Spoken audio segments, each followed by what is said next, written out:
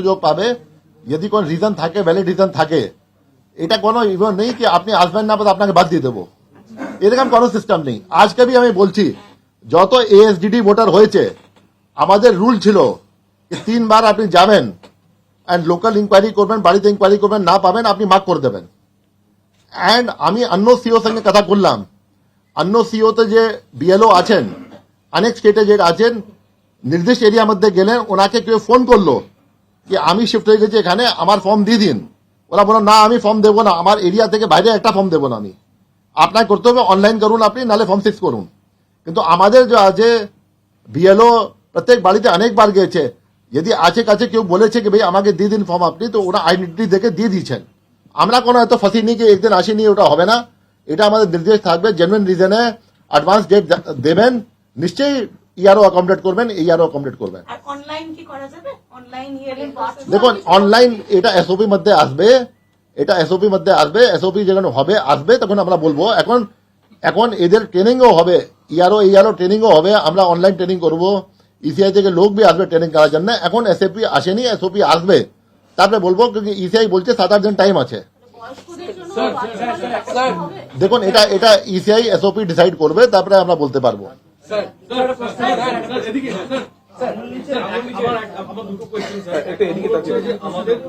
আমরা এর আগেই দেখেছিলাম এফআরআর থেকে বহু লোকের নাম পাঠানো হয়েছে যারা বাংলাদেশি অথচ এখানকার ভোটার কার্ড রয়েছে, এবং এই যে প্রসেসটা চলছে সেটা একটা ক্লিন করার একটা প্রসেস চলছে।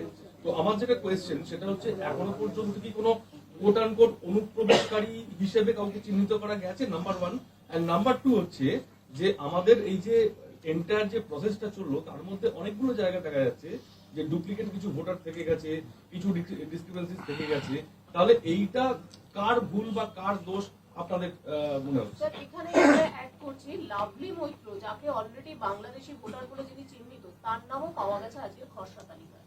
ভাই দেখুন যেটা আছে এটা বুঝুন, যেটা আছে you should understand this is not the elimination stage. এখানে যে भी আপনার ভোটার লিস্টে আছে 27/10/2025 ও যদি একটা ফর্ম সাইন করে ফেরত দেবে, ও খসড়া তালিকার মধ্যে নাম আসবে। কোন বাংলাদেশি আছে, কোন ইউএসএ থেকে এসছে, কোন পাকিস্তান থেকে এসছে, কোন শ্রীলঙ্কা থেকে এসছে, this is not the lookout at this stage. Any person who is a voter on 27/10 or legal right আছে একটা enumeration form power, and after that if he signs then it is a legal right to come in the khasra talika যেটা এসছে আজকে। এর পরে things will follow। যে আপনি বলছেন যেটা আছে কি আপনি বলছেন যেটা আছে কি আপনার যদি খসড়া তালিকার মধ্যে লোক ঢুকে গেছে ডুপ্লিকেট, তো ডুপ্লিকেট ঢুকে গেছে, ওটা দো মতন হতে পারে कि আমার বাড়িতে আমার 2 অ্যাড্রেস ছিল, 2 নাম আগে ছিল, 2 জায়গা ফর্ম গিয়েছে, একটা তো আমি সাইন করতে পারি দুটো জায়গায়, তারপরে আমি যে ফর্ম ভরেছি ওটা ভুল ভরেছি কি আমি একই জায়গা অ্যাপ্লাই করছি या একই জায়গা ছিলাম আমি। দ্যাটস দ্য সলেম আন্ডারটেকিং আপনি দিয়েছেন সেকশন 31 এ। সেকশন 31 এ যখন আন্ডারটেকিং দিয়েছেন, ফলস দিয়েছেন, দেন অ্যাকশন ক্যান ফলো।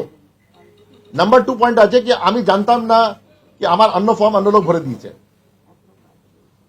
এটা জন্য এরকম কেস আছে, যদি আমাদের আকর্ষণ হবে या আমাদের ইন্টারনাল সফটওয়্যার থেকে আসবে या ইসিআই সফটওয়্যার থেকে আসবে, কি করব ও লোককে ফোনে জানবো কি আপনার কোনটা কোথায় থাকছেন আপনি।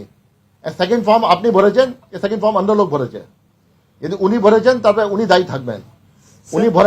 উনি ভরেননি অন্য লোক ভরেছে, তারপরে আমরা ফাইন্ড আউট করবো বিএলও থেকে যে বিএলও এটা ভেরিফাই করেছেন, কোন ভিত্তিতে উনি ভেরিফাই করেছেন। বিএলও তো প্রত্যেক দিন ভেরিফাই করছেন, দুটো ফর্মই বিএলও ভেরিফাই করার পরে তো আপলোড হয়েছে, বিএলও তো নিজে অ্যাপ থেকে আপলোড করেছেন, তো উনি কেন করেছেন এরকম জিনিস আমরা জানতে চাইবো।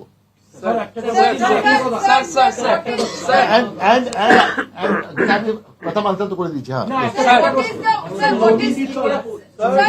না উনি আগে বলেছিলেন চণ্ডীতলা বিধানসভা কেন্দ্রে এরকম একটা ঘটনা ঘটেছে। লোকাল কাউন্সিলর 226 নম্বর বুথ বেঁচে আছে, সে ফর্ম জমা দিয়েছে, তার ডেথ তালিকা তার নাম চলে গেছে। অদ্ভুত ভাবে বিএলওদের যে লাস্ট মিটিংটা হয়েছে সেই তালিকার নাম ছিল না, কিন্তু ফাইনাল লিস্টে আপনি যখন দিচ্ছেন সেই তালিকায় তার নাম মৃত হিসেবে।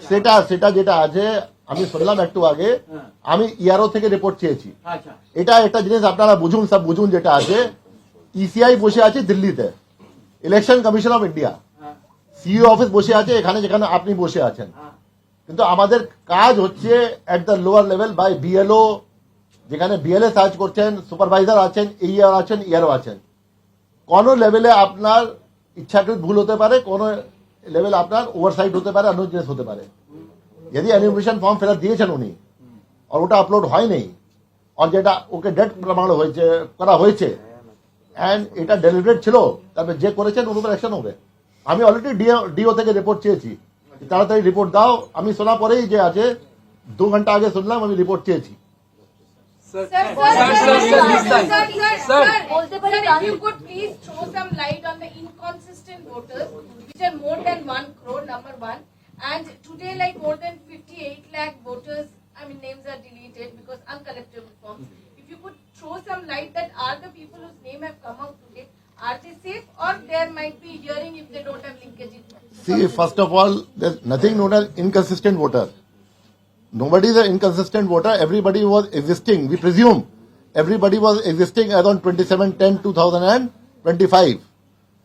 The thing which has been flagged by the ECI headquarters IT cell after in-depth data analysis on various parameters is that some discrepancies have been found out as per common logic.